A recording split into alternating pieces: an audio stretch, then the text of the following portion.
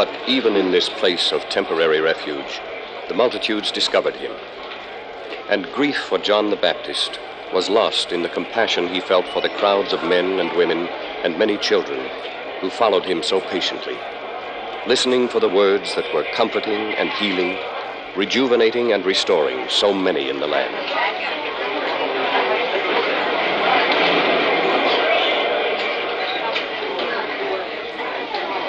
Verily, verily, I say unto you, the Son can do nothing of himself, but what he seeth the Father do. For what things soever he doeth, these also doeth the Son likewise. For the Father loveth the Son, and showeth him all things that himself doeth. And he will show him greater works than these, that ye may marvel.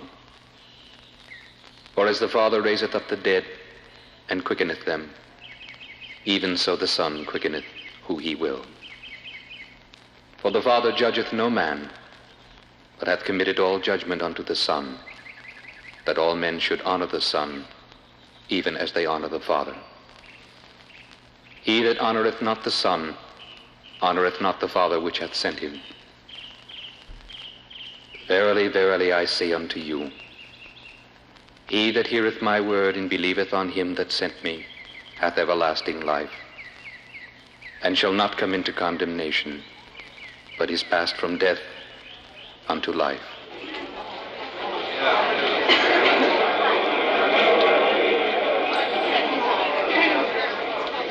And when his teaching was done for the day, it troubled him as he saw that so many had obviously passed so many hours without food to eat. Look, Ethan. The sun is sinking already. I never knew a day to pass so quickly, Rachel. These things he hath been saying to us, how full of promises they are. Old Sarah here, she usually falls asleep when anyone talks on and on like this, but not today. There is about his words something that makes me feel so young again, almost as if I had the strength I had when I was just a girl. He says, if we believe on God who sent him, we have everlasting life. Mother, what is everlasting? It means forever and ever, my dear. I'm hungry, Mother. I fear me such as we brought with us is finished long ago, my son. All will be well with thee, little Mark. This Jesus over there can see that every need is met.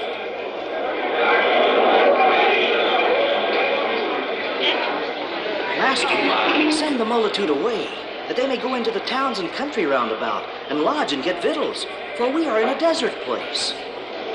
Philip, whence shall we buy bread that these may eat? 200 pennyworth is not sufficient for them, that every one of them may take a little. Master, there is a lad here which hath 5 barley loaves and 2 small fishes. But what are they among so many? Make them sit down by 50s in a company. Good people, the master bids you sit. Sit in the grass here where you stand. He bids you sit in companies. Companies of 50. Mother, I'm hungry. Look over there, little son. I think that something wonderful is going to happen now. See, he hath taken something from that boy beside him, the one with the basket. I think it was a few loaves. Aye, and 2 small fishes. See how he lifts his head into the wind. See how the sunset shines upon him. I think he blesses those things in his hand. Now he's called his disciples round about him once again. And see, he is breaking bread. And now, it is enough for all of them. And the disciples bear it unto all about them. Soon they will bear it unto us. Thou shalt not go hungry, Mark. The Nazarene will see that thou art fed.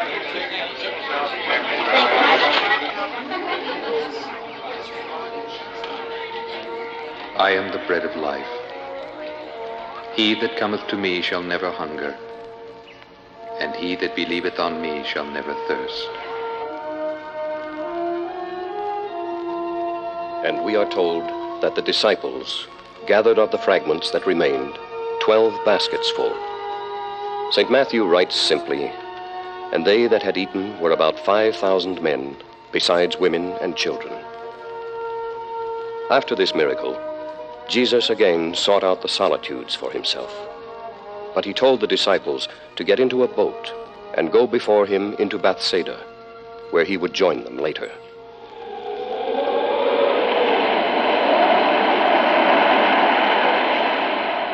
The disciples did as he had told them.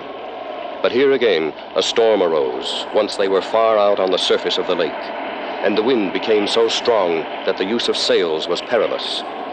They tried to row as hard as they could toward the other shore, but the waves grew higher and the wind louder.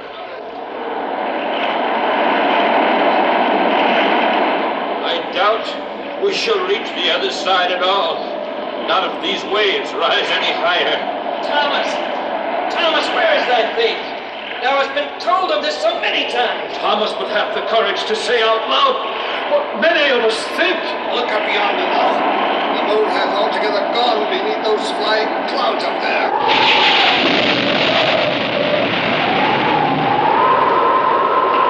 We needs must pull for the land with all the strength we have. While there is time. Look, Thomas! Look over there!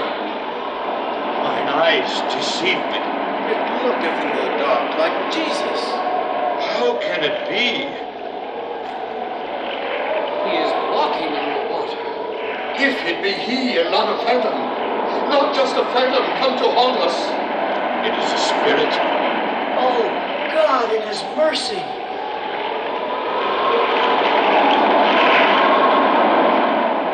Be of good cheer. It is I. Be not afraid. Lord, if it be thou, bid me come unto thee on the water. Come. Have a care there, Brother Peter. Death is in the water, it doth not watch. Yet look you, Judas. Peter, too, is walking on the water. Yet he begins to sink, I fear. Lord, save me! Oh, Master, hadst thou not stretched out thy hand like that? O thou of little faith, wherefore didst thou doubt?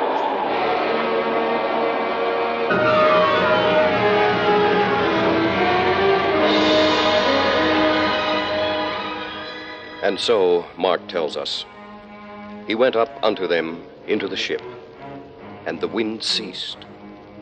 And they were sore amazed in themselves beyond measure, and wondered.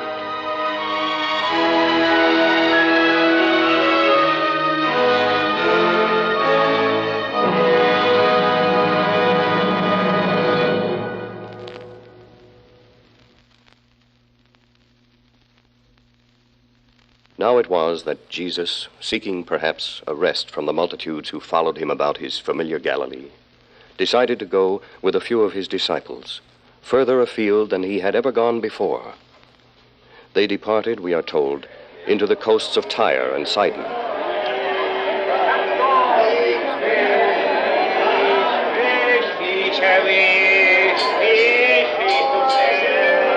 Spices and sandal oil, frankincense, figs, good women, figs and grapes and pomegranates. I will sell them unto thee for less, lady, because the best have gone.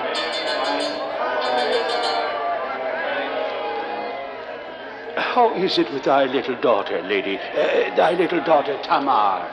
Worse now than when I told thee last of her. Far worse, I fear. Oh, my poor lady. The devil taketh her these days and leaveth her half dead. I fear me for her very life, yet none can help me. Hast thou heard aught of this Galilean prophet? They say he tarries here. Speaketh thou of Jesus? I have heard tales of him. But sayest thou he is here in Sidon? Seek for him in the street of weavers. More than that I know not.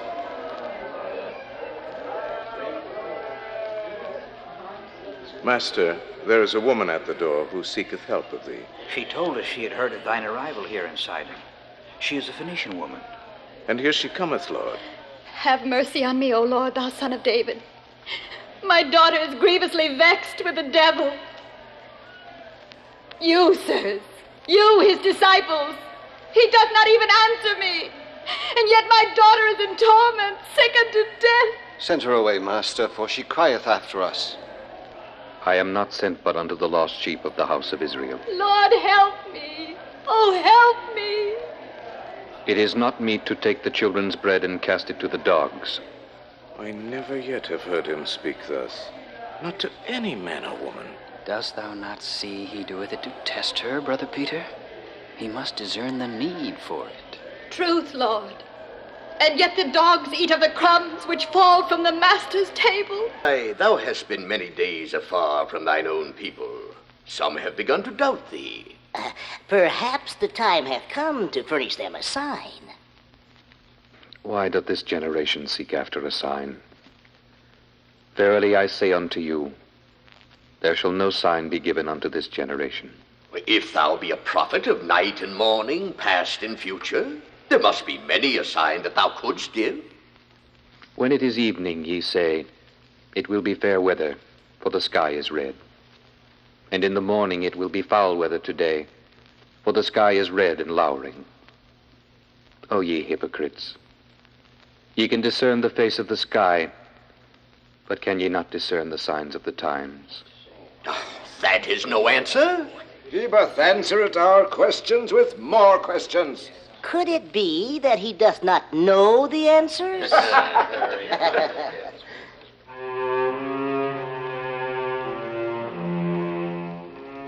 But he came again to his disciples and gave a needed word of warning to them. Take heed. Beware the leaven of the Pharisees and of the Sadducees. And these pitifully earthbound followers, taking his precious words literally, as they so frequently did, linked what he had to say with the fact that they had forgotten to bring bread upon the journey. It is because we have no bread.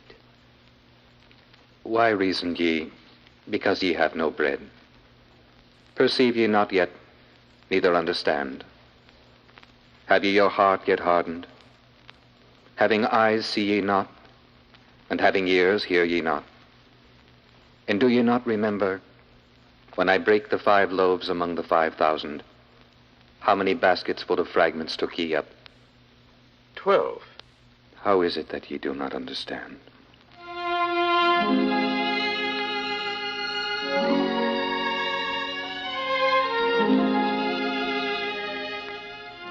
How patiently the master dealt with their poor inability to rise above the material level to which they were still bound.